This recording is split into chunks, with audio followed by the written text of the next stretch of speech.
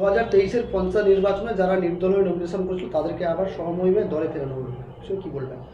তখন প্রত্যেক মানুষের গণতান্ত্রিক অধিকার রয়েছে যে কোনো রাজনৈতিক দলে যাওয়ার, এবং প্রত্যেক দলেরও অধিকার রয়েছে কাকে নেবে বা কাকে নেবে না সেটা তার দলীয় সিদ্ধান্ত। কিন্তু কাকে নিচ্ছে বা কাকে নিচ্ছে না ওটা তো তৃণমূল ভালো বলতে পারবে। তাছাড়া আপনারা যেটুকু বলছেন যে যে ব্যক্তিগুলোকে নেওয়া হয়েছে আমরাই তো আপনাদের মাধ্যমে জেনেছিলাম, সেই ব্যক্তিরাই অভিযোগ তুলেছিলেন যে মানে এগরা বিধানসভার যিনি এমএলএ তিনি 1 লাখ টাকা দাবি করেছেন টিকিটের জন্য।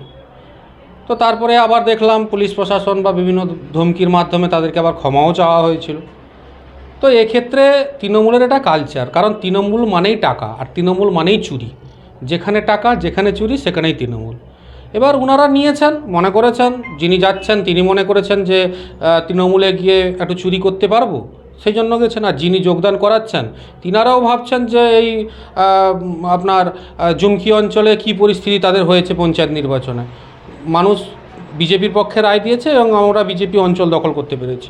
তো যিনারা নিচ্ছেন তারাও দলীয় নেতাদের কাছে দেখাতে হবে যে আমরা এখানে সংগঠন বৃদ্ধি করছি।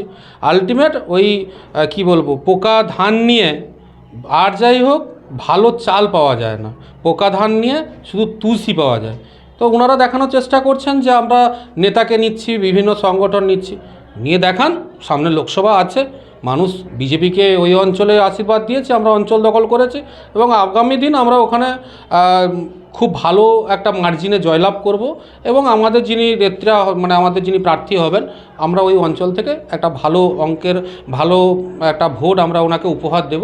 এইটুকু নিয়ে আমরা আমাদের সংগঠন নিয়ে ভাবি, আমরা কে কাকে যোগদান করালো, কে কাকে বহিষ্কার করলো, এটা তৃণমূলের কালচার। কে কাকে বহিষ্কার করে, মনোমালিন্য হলে বহিষ্কার, আর সব কিছু মিটমাট হয়ে গেলে, সব কিছু রফাতফা হয়ে গেলে আবার দলে নিয়ে দেওয়া, এটার সঙ্গে আমাদের কোনো সম্পর্ক নেই। যিনারা নিচ্ছেন ওটা ভালো বলতে পারবে। আমার নাম অরূপ দাস, আমি কাঁথি জেলা যুব মোর্চার ইনচার্জের দায়িত্বে রয়েছে।